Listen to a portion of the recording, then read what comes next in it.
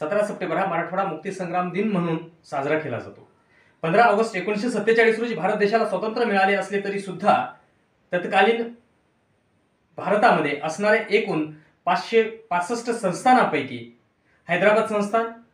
काश्मीर संस्थान व जुनागड संस्थान हे भारतामध्ये विलीन झालेले नव्हते। यामध्ये हैदराबाद संस्थान हे सर्व संस्थानांमध्ये सर्वात मोठे व सर्वात श्रीमंत संस्थान होते। ज्या संस्थानामध्ये मराठी भाषिक 5 जिल्ह्यांचा समावेश होता, तसेच तेलुगू भाषिक 8 जिल्ह्यांचा समावेश होता, तर कानडी भाषिक 3 जिल्ह्यांचा अशा एकूण 16 जिल्ह्यांचा समावेश असणारे हैदराबाद संस्थान हे सर्वात मोठं असं संस्थान होतं। ज्या संस्थानाला 1884 पासून उर्दू ही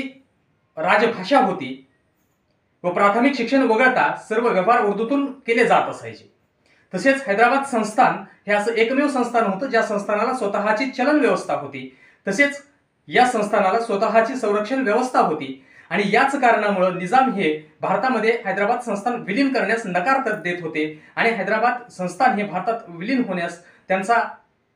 नकार होता आणि ते स्वतः वेगळं असं राष्ट्र राहावं यासाठी प्रयत्नशील होते।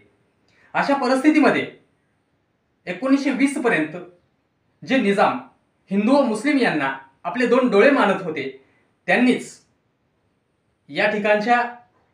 हिंदू जनतेवर मोठ्या प्रमाणामध्ये निर्बंध टाकण्याचं काम केलं आणि अन्याय व अत्याचार करण्यास सुरुवात केली आणि याला वाचा फोडण्यासाठी आर्य समाजाच्या माध्यमातून या ठिकाणी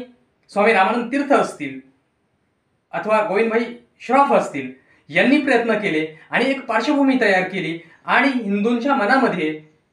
या ठिकाणी राष्ट्रभावना निर्माण करण्याचं काम केलं आणि हैदराबाद संस्थान हे राजशाही विरुद्ध लोकशाही असा एक संग्राम तयार झाला।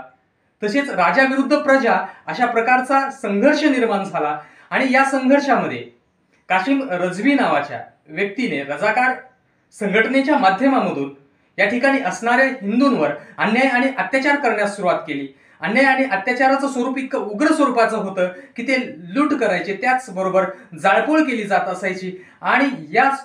स्वरूपामुळे जेव्हा महात्मा गांधीजींना समजलं की या ठिकाणच्या होत असणाऱ्या जनतेवरील अन्याय व अत्याचार, तेव्हा महात्मा गांधीजींनी सुद्धा या ठिकाणी सशस्त्र लढा करण्यासाठी मूकसंमती दर्शवण्याचं काम केलं आणि हैदराबादला भारतामध्ये विलीन करून घेण्यासाठी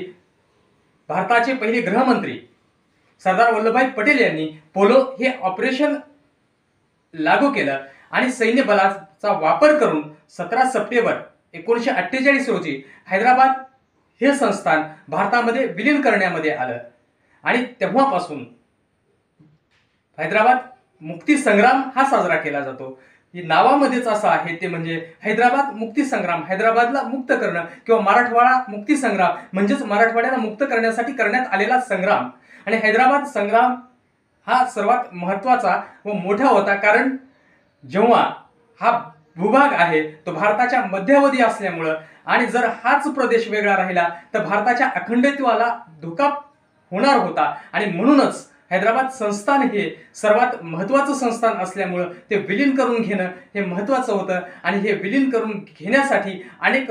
वीरांनी आपल्या प्राणांची आहुती दिली, बऱ्याच